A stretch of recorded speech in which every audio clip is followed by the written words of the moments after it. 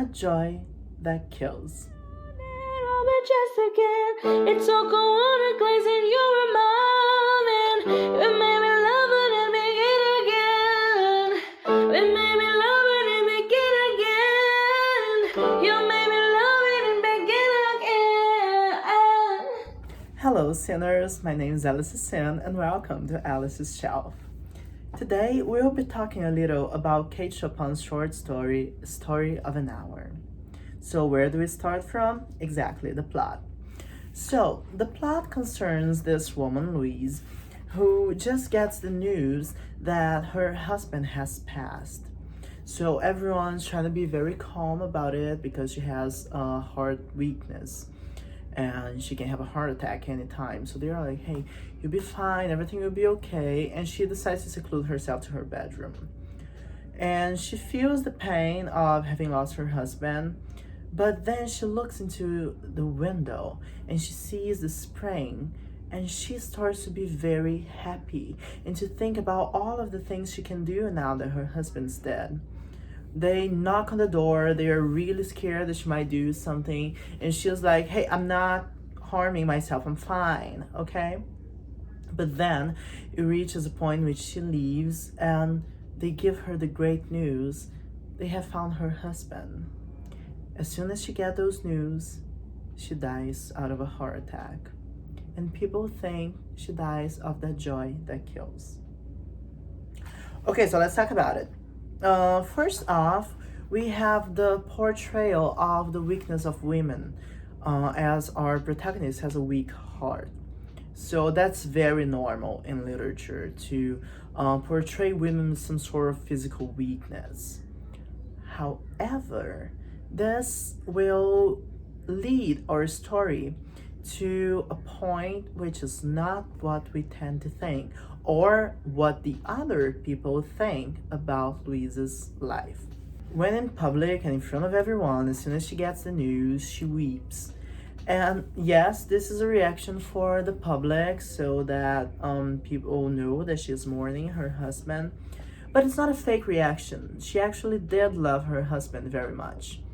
But when she goes into her room, and here's the importance of having a room of one's own, she can actually reach her own feelings and she can access all of the hope that there is for her now.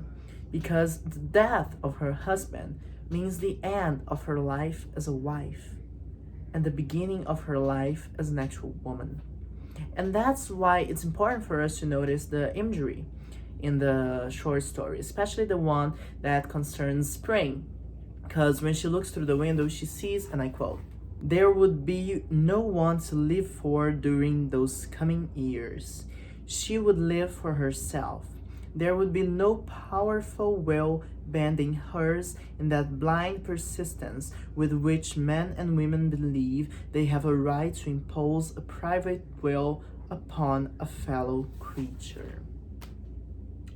Important things. First up, this idea that we portray in a relationship almost like a chain to the other person, but that's not only what the man does to the woman. It is also what the woman does to the man.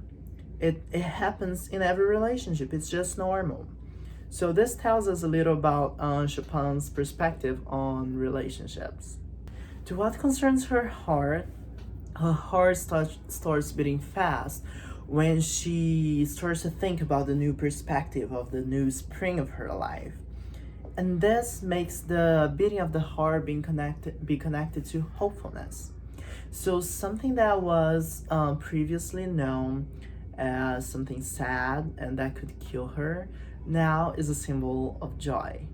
And I told you that Louise doesn't want to leave her room even though people were coming for her and asking if she's fine. And her answer is, and I quote, "Go away, I am not making myself ill." No, she was drinking in the very elixir of life through that open window. It just reiterates what I was saying. But then we reach the end of the short story in which she dies because of the husband that comes back. He's alive. And people think that she died out of happiness, like she was very happy and that made her heart stop, so a joy that kills. However, that's not what happened. What happened was that she had to face the fact that all of that freedom she just witnessed through the window was gone. So that's what really kills Louise. And if we go back to what Schwalter talked about when we refer to feminist literature and female literature and the idea of death as freedom, in a way, when she dies, she actually gets to leave her world, to leave the life of a wife. So this was a short video because it's a very short story. I hope you enjoyed it. I hope you read it. And if you have any doubts, just leave it in the comments and we can talk about it. Because remember, life is a sin.